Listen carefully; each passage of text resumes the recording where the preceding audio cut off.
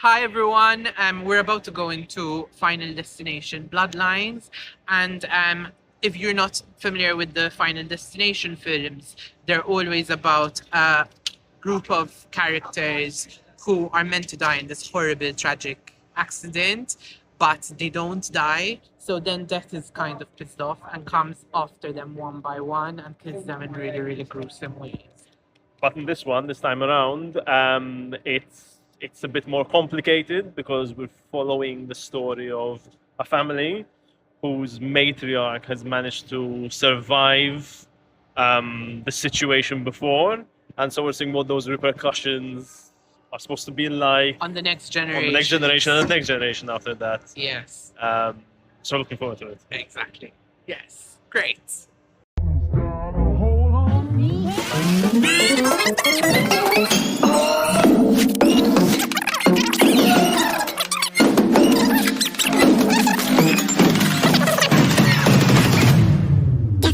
For our family. Hi, we just came out of Final Destination. Bloodlines. Bloodlines, yes. And this is our movie review.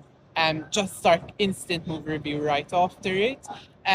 Basically, our initial thoughts is that I thought it was a really thrilling, fun film. There hasn't been one in 14 years. I feel like they've really done a good job in like setting up the characters and creating a storyline, unlike some of the previous ones in which shit just happens kind of for no for like, so it had, it was much more put together, and I really enjoyed the tension that was being built throughout, and the payoffs that we got in like some really entertaining scenes, death scenes. Yeah, and we're also coming from a very different standpoint because Vikesh has watched the other films, whereas for me it was the first time watching a Final Destination film.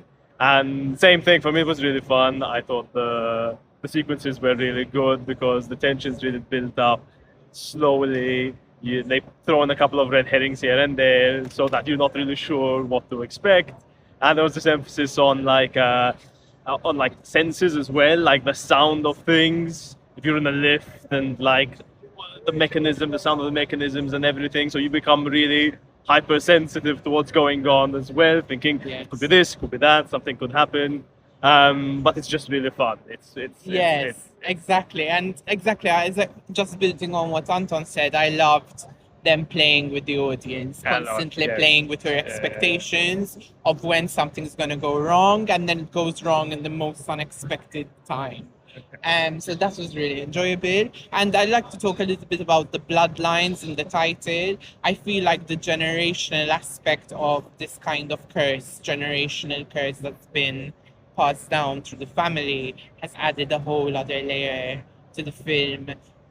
Because you have, families that have been affected through generations through this, which I think added something extra interesting to the piece. Also, this is the sixth one, right? Yes. So in a sense, it also helped to have that idea of like this has happened before. So there is there are these characters who know how to sort of deal with the situations that are coming up. So for us as well as the audience, it doesn't feel like, oh, it's a bunch of people who don't know what the hell's going on yet again. So there's that sense of that. Yes, exactly. I thought the performances were for this kind of film, fun. Yeah, exactly. And, they did the job that they needed to do. I thought there was a lot of really good comic moments. There was one particular character who was like really scared of doing anything because of the scares, and I thought he was quite funny. Yeah, and because I think he represented what the audience would be doing exactly in that moment. It was very meta like that. Like you could really feel that sense of like what we were thinking they were actually saying out loud as well. So that made it really fun. And I think, like you said, also obviously this is the sort of film where you need to know what to expect going into it, right? It's like, it's not French cinema, is it? You know what I mean? It's very much, it's like a roller coaster ride. You're there for the action bits, you're not really there to follow. The plot is just there to tie these sequences together. Yes. So it's really, it's the perfect summer film, like the perfect start of summer film. get some popcorn, go to a packed cinema. I was watching it and a random stranger kept touching me because she was like jumping in all the jump scares and she kept apologizing. And that's one of the main reasons to watch it at the cinema, because the audience reactions add something to the experience as well, rather than just watching it at home on your own, on the TV or whatever, you know. Even watching it in the cinema with the sort of sound that you get there and everything, the jump scares work a lot better, and it just feels like more of a I don't know, a shared experience with everyone around you as well. Yes, definitely. And I mean, I'd recommend this film to anyone who's looking for a good, fun action, horror, like slashery kind of film. If you're obviously sensitive to these kind of films, do not watch it because it goes to some really extreme places.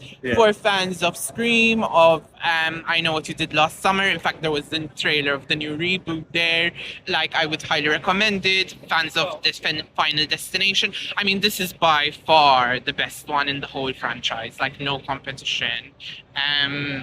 Yeah, they really went for it, so highly recommend if you're looking for a good fun summer film, go with friends, and just a great time. No, it's a fun ride. I think, like you said, it's not that sort of horror. It's not Get Out or Midsommar or anything like that. It's not, you know, you need to know what you're going in for. It's this very in your face sort of extreme body horror in a lot of cases as well, but it's so over the top, it's comical, it's funny, it's not taking itself seriously at all. Honestly, it's like it's a fun time, it's a fun film to watch with friends. Exactly. And it's really like well executed, extremely well executed. The tension is like great, that feeling of a roller coaster. It's exactly what Anton said. It's like when the roller coaster is going up slowly, like, and you feel all that, and then it goes down suddenly, and it's exactly that feeling. Although there are no roller coasters in the film. No, exactly. There was a roller coaster in a different Final Destination, but what I really liked was that opening sequence as well, which was set in the past. It was really well executed in terms of what I love about the films, as we've been saying, is all the little details that happen for something to snowball into something really horrendous. And I think that is the strength of the film, like that keeps you on your toes all the time. And even though you're like expecting, you know what's going to happen, you're expecting things to happen, but it keeps you engaged anyway because it's so creative in the way it does that you know, although you're not necessarily going to get any crazy plot twists, but everything's the tension in the film is held throughout. So it's just really it's really well directors playing with the audience constantly, being really aware of where the audience is at having them in the palm of your hands and really enjoying that manipulation with the audience. You could tell that the directors really enjoy these kind of films and enjoy watching them and enjoy making them. So it was an absolute joy watching it. Yeah, really fun. Yes. Really great. Great. Amazing. See you later.